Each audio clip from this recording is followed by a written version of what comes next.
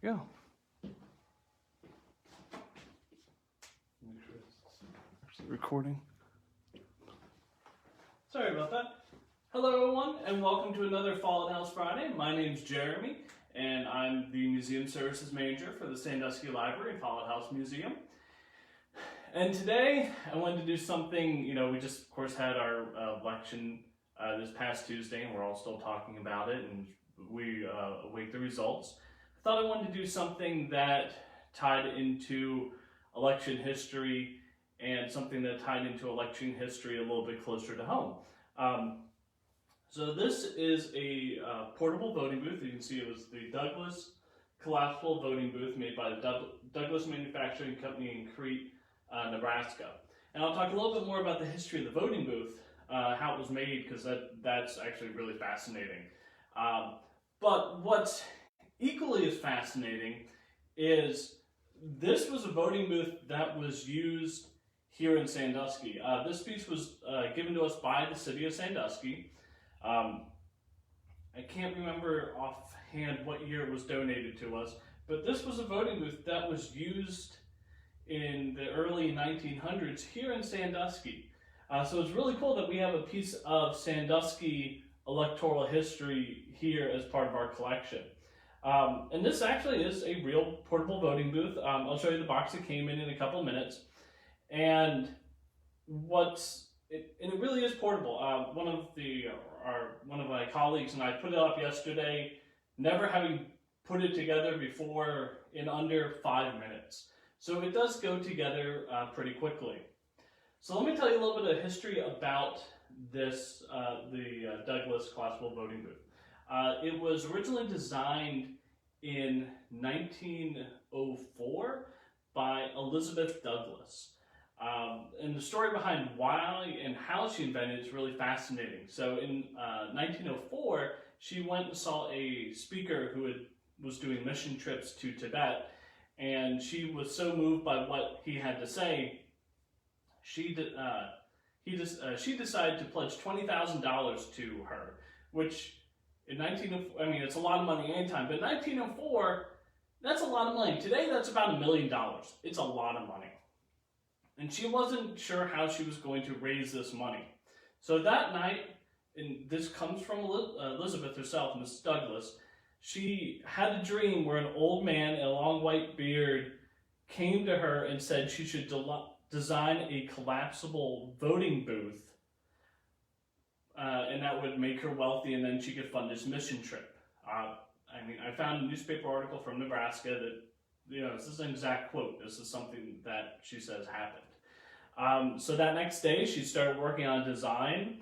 Once she had design, she went to a family friend to secure funding for the voting booth and for production.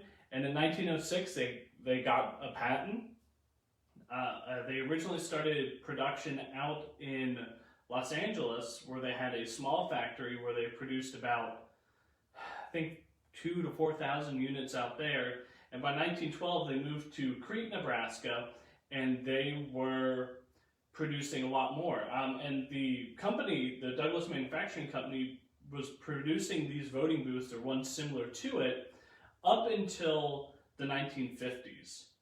So it really was a very popular company and kept going. So I'm going to pull the camera off and show you a couple of details and make it interesting. And why portable voting booths were important was before they had voting booths, but they were made out of wood, so they would have to be assembled and disassembled, and it took a lot of time and it was clunky. So having something that's made out of metal and canvas that you could put up and take down and use year after year really easily was really helpful. So excuse me a second while I kind of undo the camera here. I apologize for my bad cameraing. So as you can see, on the front, you have the Douglas collapsible voting booth made by Douglas Manufacturing Company, Crete, Nebraska. But if you come over to the side, what's fascinating is you have that again, but you also have up here stamped patent August 21st, 1906, with others pending. So that's when the original patent was issued. And what's fascinating is on the inside, you can see on the ground here or on the table where you would vote to write your votes down, there's wax. So there actually were, we provide the candle just for context, but there actually were candle holders in the box that came with this. So I know it seems strange. Why would you use candles and canvas? But, you know, it didn't burn down. And if it was a big problem, they obviously wouldn't have been popular. So, you know, they were still around. This is the box that came in. And you can see on the top, it's kind of hard to read where you see Douglas. Was it collapsible? Yeah, collapsible voting booth. And you can see the stamp, Douglas, Crete, Nebraska. And inside, you can see there's more candle holders. And in this booth, there was another extra set of canvas. So the city owns several of these voting booths. As you can see, they're, I don't know, a little bit over 6 feet high. But I'll pull this back again. And you can see the inside a little bit better. You can just see it's made out of, you know, metal, goes together, folds pretty easily. If I pull this off,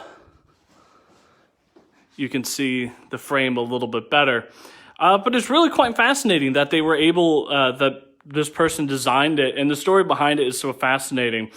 And more importantly, not only did a woman design it, but she, her patents on it, and her, she got credit for it. And that's, you know, there's so many women throughout history who helped design things or helped do research that they were never credited for, where it's taken years and years when people have gone back to do research for them to receive credit. So it's really fascinating that they could, that this woman not only has gotten credit for it, but her name's on the patent and she's the one who designed it and we know it. And like I said, the story is just fascinating. So I'm glad to be able to share another piece of electoral history with you, especially one with strong Sandusky roots. I hope you all enjoyed another Follett House Friday. As always, if you have questions, leave them in comments in the videos. I don't always see them if you ask them during the videos because it's kind of a one-man operation. So I apologize for that. But leave your comment or questions in the comments. I'm always happy to answer them during the week. And with that, I hope you enjoy what's supposed to be a lovely weekend. And we hope to see you next week for another Follett House Friday.